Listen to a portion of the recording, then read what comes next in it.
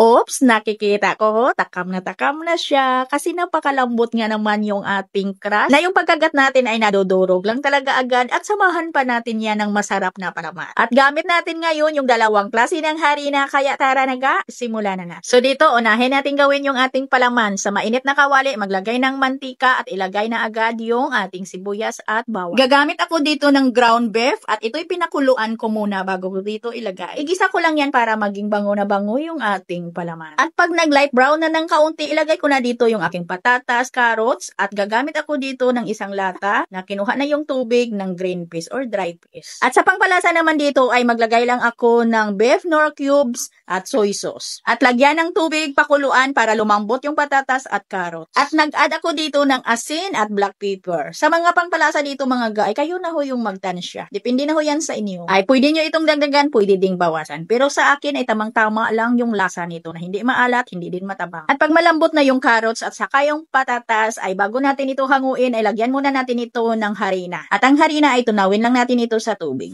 Lagyan natin ito ng harina para may kunting lapot din yung ating palaman. At ito'y optional lang naman pero mas maganda na maglagay tayo dito para may kunting kulay din or yung attractive din tingnan yung ating palaman. Naglagay ako dito ng pidada. At ngayon luto na yung ating palaman, itabi lang muna natin ito. Gawa naman tayo ng ating crust, yung ating pabalat. At ito yung sabi ko sa inyo, nagagamit tayo ng dalawang klase ng harina dito sa ating pabalat. Gagamit ako dito ng third class flour at saka yung cake flour. At dito maglagay ng asukal, asin at baking powder. Isang piraso na itlog at tubig. Yung tubig natin dito ay tansyahin nyo lang talaga kasi hindi naman tayo magkapareho ng brand ng harina na ginagamit natin. At tunawin ko lang yung mga dry ingredients bago ko basahin dito yung harina. At masahin lang ng mabuti hanggang sa mag-well combine, hanggang sa mabasa yung ating harina. At lagyan ko ito ng refrigerated margarine. Pwede talaga tayo ditong gagamit ng pure butter. Pwede ding shortening, pwedeng margarine kung wala talagang budget. At masahin lang natin yan ng mabuti hanggang sa magkaroon tayo dito na parang dough. At kailangan natin dito ng firm na dough, kaya dito sa ating misa ay masahin natin ito ng mga 5 minuto. Kailangan lang talaga natin na isiksik yung ating dough para hindi mapunit pag ito'y ating pinalapad. Pag nalagyan na po natin ito ng palaman. At okay na ito mga ga sa loob ng 5 minuto sa pagbagnod-bagnod natin dito. At iris muna natin ito bago natin ito putulin. At pagkalipas ng 30 minutos ay medyo malambot na ho yung ating dough ay pwede na natin itong putulin. Pwede na natin itong lagyan ng palaman. At medyo malaki yung putol ko dito, nasa 50 grams. At pagkatapos putulin ay figurahin ko lang ho yan. At pagkatapos figurahin ay pwede ko na yung palaparin, pwede na yung lagyan agad ng palaman kasi malambot lang naman yung ating dough. At nagdas lang ako dito ng kaunti lang talaga na harina. At sa pagbalapad natin dito ay hindi lang masyadong malapad yung ating crust. At talsyahin lang natin yung isang kutsara natin na palaman. Yung makatupi tayo. At pag natapos natin gawin ito lahat, ay pwede na natin itong isa lang agad. At bago yan, ay butas-butasan natin gamit yung ating tinidor. At nang sa ganun ay hindi din lolobo yung ating crust. At banyahan lang natin ito ng itlog. At kailangan ay nakapag-preheat na tayo ng ating oven.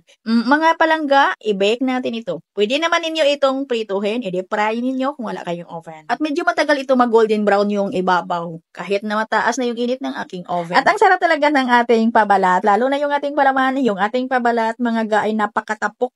Tapok yung tawag dito sa amin, yung bang marupok na yung madudurog lang agad pagkagatin po natin. Yun po yung tawag dito sa amin, yung tapok. At kahit na ito'y lumamig pa, ay hindi talaga kukunat yung ating pabalat. At hanggang dito lang yung ating video. Maraming salamat at bye-bye. Sana may natutunan po kayo at pwede talaga natin itong gawing pang negosyo.